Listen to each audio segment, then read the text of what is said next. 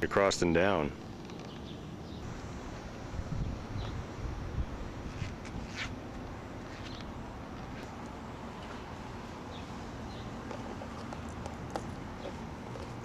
Did you bring your still camera?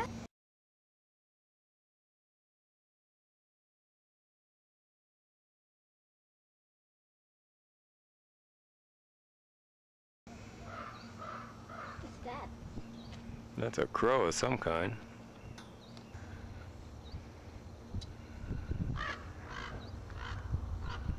Oh, there it is.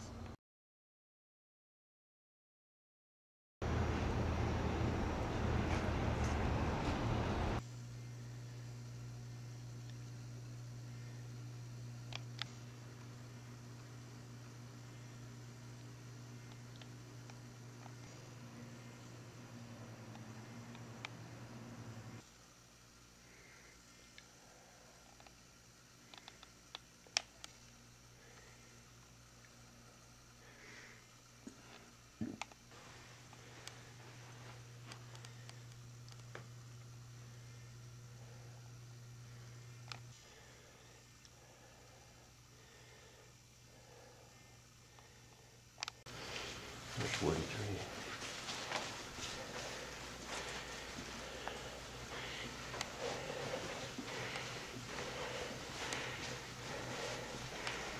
It's not it. Here it is.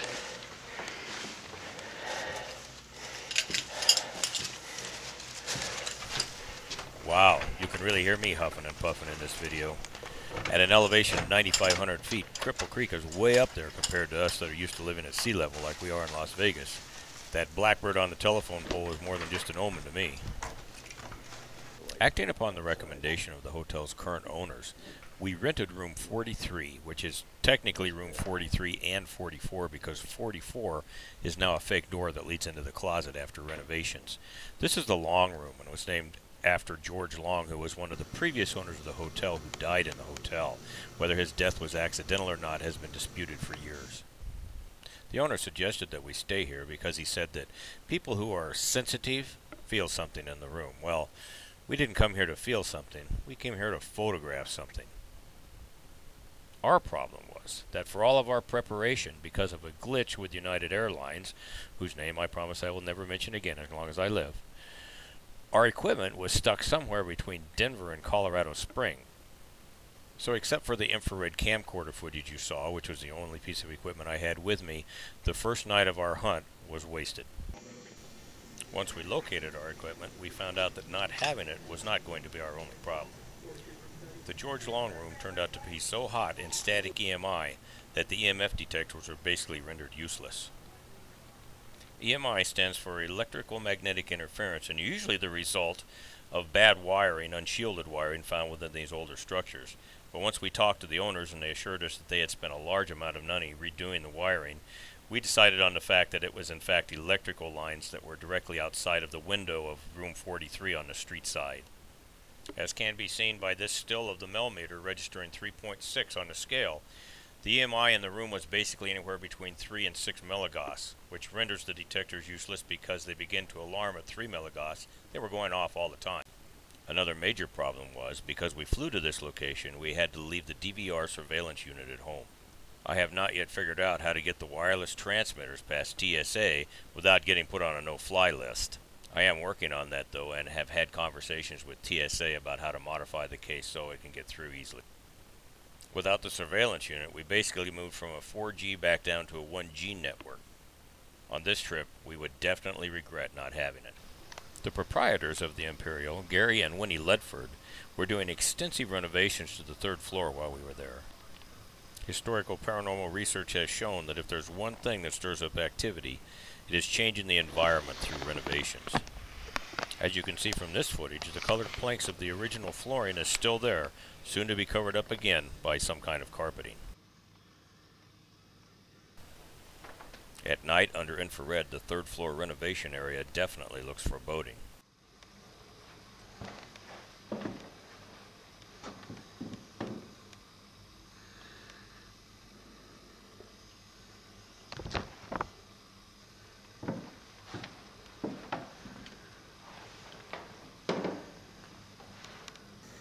This is the room that is directly above us in room 43. As you can see, any human activity up here would easily be detected.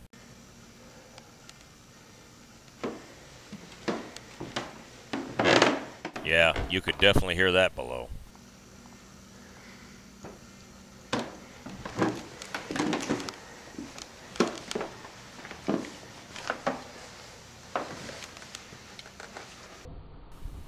Because of the high amplitude of the static EMI in the room, the only piece of equipment that I felt comfortable with using and setting up was the Nav Mel Meter. When the REM option is activated on the Nav Mel Meter, it generates a minor EMF field around the antenna. Something of a larger EMF field coming into contact with it will set the alarm off. This can only happen if whatever is generating the EMF field is enveloping the unit itself. We ran it during the night and turned it off during the day when we were not in the room, because without the surveillance system we had no way of determining whether it went off or not. Again, without our surveillance unit there to capture the find, we have no proof that it actually occurred, and these are basically just anecdotal stories. At 2:48 in the morning of that second evening, the Nav Mel Meter went off quite loudly. It startled me, and as I woke I yelled, "Hey!" and whatever it was took off immediately. This was our first indication that there was any paranormal activity in this hotel.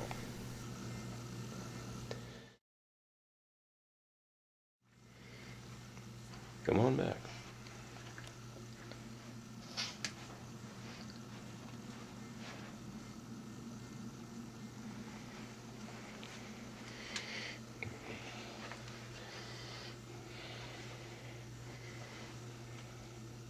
Get near this device.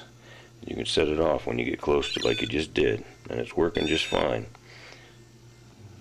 You set it off just a second ago. Come on back, set it off again. About an hour later, I was awakened a second time by the bathroom light being on. I think it was the fan that woke me up, because the fan and the light switch are tied together with this little bathroom. I was trying to figure out how Jan had got up and gotten into the bathroom without waking me up, because I always wake when she gets up. So I reached over the bed and felt that she was beside me. I grabbed the camera and turned it on, and as soon as it made the small chime at boot up, the light went back off. I'm not certain how the sounds that we make is discerned by activity, but this is twice within an hour that a sound that I created in the room caused all activity to cease. This was the first time that I have ever directly witnessed electric manipulation, and it was a very profound event. I waited for over an hour for it to come back, but it didn't do it. This was the second paranormal event that was witnessed in the hotel. 6:57, the smell of perfume going through the room. At 6:57 a.m. I was awakened a third time. If that's you, come over here next to this white box on the dresser here, and you hear some musical notes play. Be very friendly. You can tell from my voice that being wakened up every few hours was taking its toll on me. The scent was not overpowering, but it was strong enough to wake me up. I would describe it as being lilac-y, something of that nature. This is the room that George Long supposedly stayed in. Definitely not a scent that a George would wear, at least not in public. The Longs were one of the original owners of the hotel. George's wife was his first cousin, and at least one of the children suffered the effects of that close union. Daughter Alice was so severely retarded that she had to be locked up night and day in an apartment directly below room 43. Today that is where the Red Rooster Saloon is, which is directly across from the registration desk. Daddy George eventually wound up dead at the base of the cellar steps. Alice was accused, but it was never proven. The modern-day descendants of the Long family say that the whole story about the death is a fabrication. We investigated little of the rest of the hotel with the little equipment that we had. In room 51, the Bishop's room, known for the bed that the Bishop of Chicago slept in the 1800s, we got several spikes on the cell sensor when it was put near the headboard. The unit's needle pegged out so quickly several times that the light did not have a time to actuate. Unlike a K2, a cell sensor will not usually pick up RF once the induction coil probe is inserted into the jack input. So this was perhaps something else that needs to be investigated at a later time. Roundabout town, we found Cripple Creek to be nothing but a little gambling community. That came about recently as lots and lots of saloons moved in, and mostly just slots. They have some table games. They have a dealer's school here if you want to go to it. One of the casinos bought the parking lot of the old Palace Hotel. It's south rumored to be haunted, and it now stands vacant. Another place alleged to have activity is the Miners Museum down at the end of the street there. The third floor of the museum is supposed to be active, so you know what? We went up there to find out.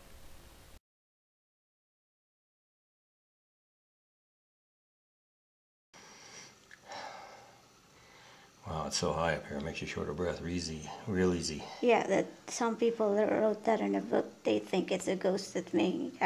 Is it right?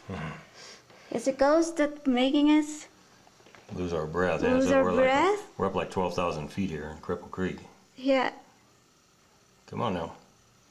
You don't like the Mel meter? The Mel Meter? Or you mean the K2? The K2? You don't like the K2? Okay. Well, set the K2 there. Now, I set it down now.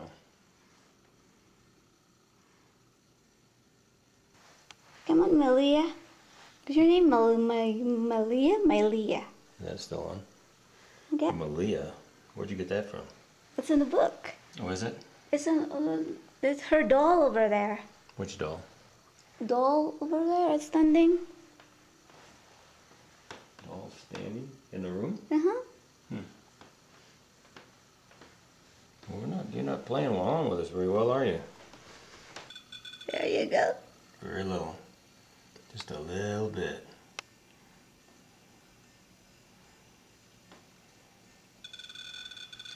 How are you? Oh, you're very weak. You gotta do better than that.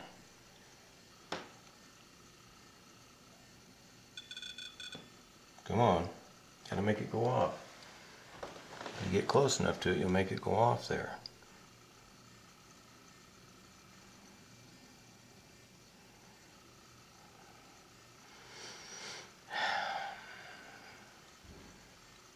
Come on.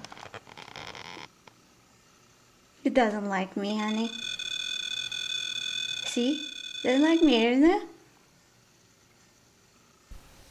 Both the Nav Mel Meter and the cell sensors reacted to something in the room sporadically. It came and went, and when it did come, it was so weak that we really couldn't say exactly what it was.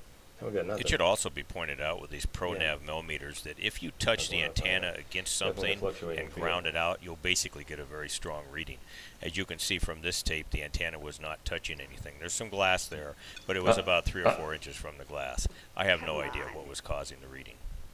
As stated before, the Nav Mel Meter will not go off unless some kind of EMF field overrides the EMF field being generated internally around the antenna. Come on back. After the events the second night, I was determined to get some EMF detectors going for an early warning system. Instead of the normal 1-foot grid sweep, I did a 1-inch grid sweep. Took over an hour, and I found 3 areas in the room where the EMF was slight enough that I could put some EMF detectors. The first, of course, was the Mel meter.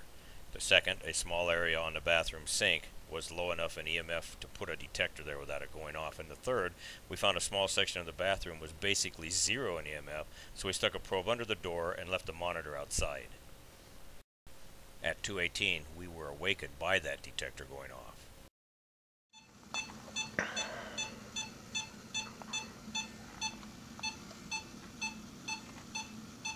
Showing 4.5 on the Mel meter, 218. It's the same time I did it yesterday.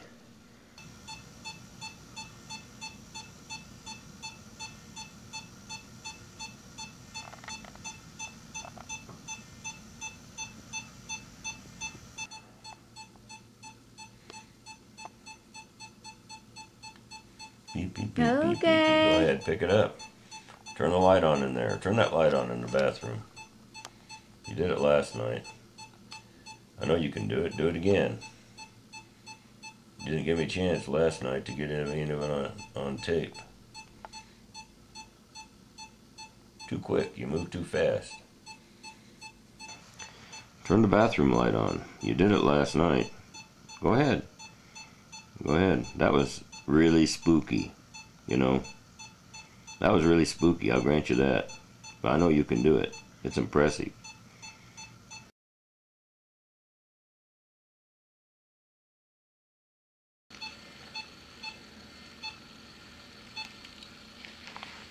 That's it? That's all you're gonna do? I'm not impressed. Oh, it's a 9. I think you're down underneath the floor. I think you're in the next room below us. And you're just barely touching the probe.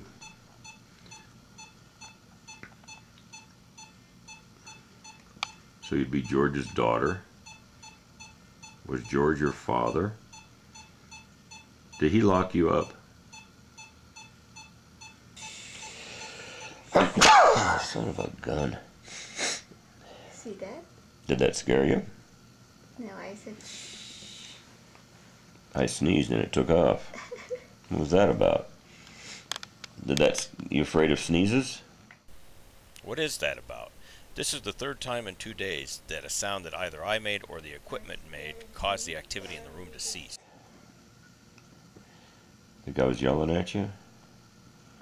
That's pretty bizarre. About an hour later, there it was, waking us up again. Come back. What's up in there in the restroom? Why do you like the restroom? Yeah, when you come closer, it stopped. You don't like me? Is that it? Did I scare you off?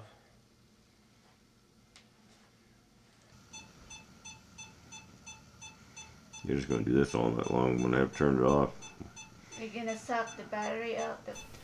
What I did do was put the Mel meter down there next to it in case something came through the door, and then I went ahead and turned off the cell sensor so that we could get some sleep because we had to fly out the next morning. The Mel meter did not go off for the rest of the evening. So, would we go back again? You betcha. But I wouldn't go back without the surveillance equipment. I'm not going to go around chasing things that go beep in the night with just a camcorder. It's also possible that once the renovations are over, this activity will calm down. But in the meantime, we give the Imperial Hotel an activity level rating of high and consistent. High because of the electric manipulation that I witnessed, and consistent because it happened over 2 successive 24-hour periods when we had the equipment there to detect it.